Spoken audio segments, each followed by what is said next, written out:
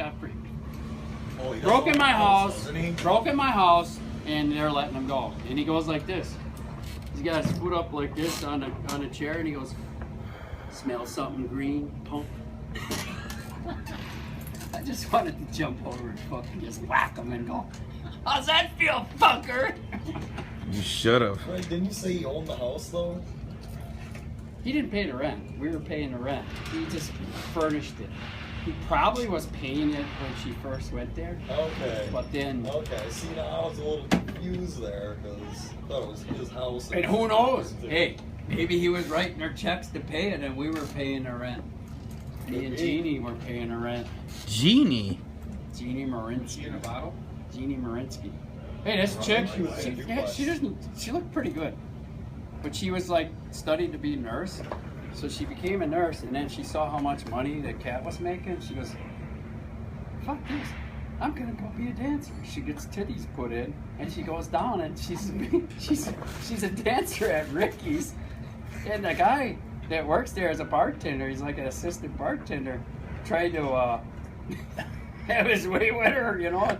And she just goes, throws her drink at the guy. I go, "Well, I ain't gonna get you no points." No. No brownie points there.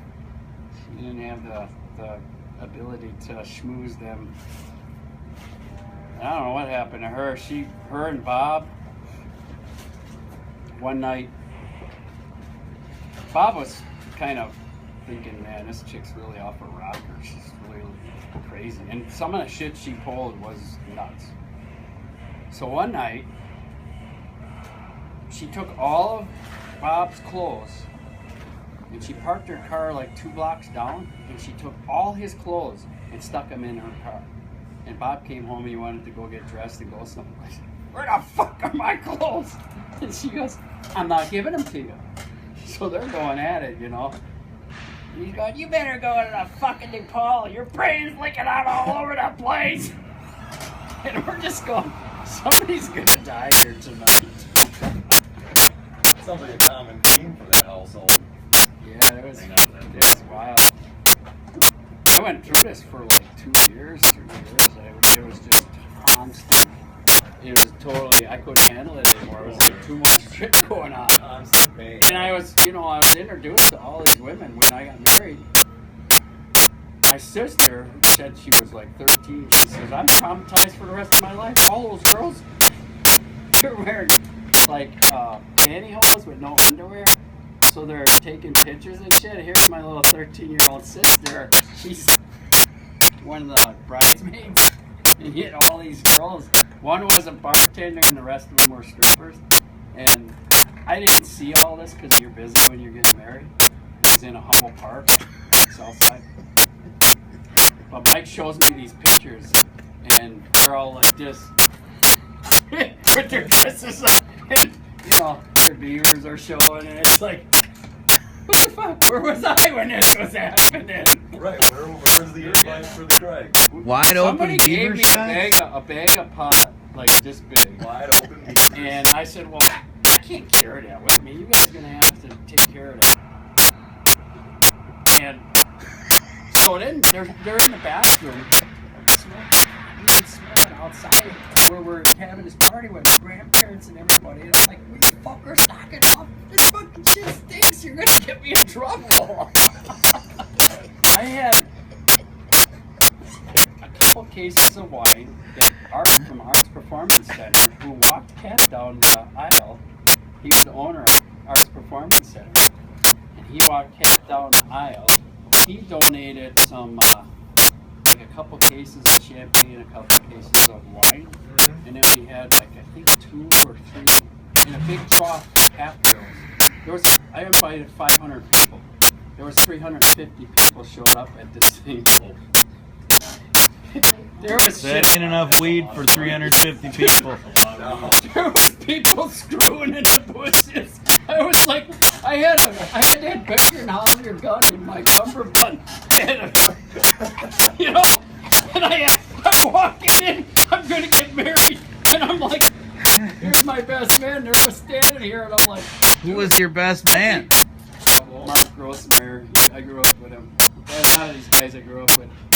And so And Bruce was there, and my brother. I don't know. It was fucking crazy. So I look at Mark and I go, Mark, I got this gun on me. There's this crazy fucker after me. I go, I'm just gonna have to wing it. Hope he doesn't come in here and kill me. I says, can you take this gun? So I handed it to him. He goes, what the fuck am I gonna do with this? So he puts it in his. He goes, I can't carry this around. It's gonna fall off. So he goes out and puts it in the van. Now I'm trying to figure out what the hell am I gonna do at this wedding with all these crazy yahoos I've been partying with half these people most of my life through my teens. And they're sitting I'm walking around to get that trough because it was kind of cold outside, so we want to carry this. I got pictures of this. We, like a coffin, carried it into the building with the ice in there. I mean, the floor was soaking wet from the ice melt, but it's too cold outside, so we're carrying it, and these guys are going, hey, come in here, we got some LSD. And I'm like, are you fucking crazy? My dad's here. You guys are nuts. You're gonna kill me. If my dad fights me doing LSD on my wedding day, he's gonna actually, I'm dead. My dad was really not real receptive to drugs at all. He was in Korea. He was a sergeant. He did not like even pot. The pot was like, no way. No way are my boys going to be doing pot. He did not like it. He didn't even want us to put posters up. I had posters of the concert for Chicago, like from the album. And I thought, it's cool looking. I hang it up in the bedroom on the wall, and it's like, he tried to get us to get out of bed because we were getting all fucked up at night. So on the weekends, like maybe Sunday, he'd be home,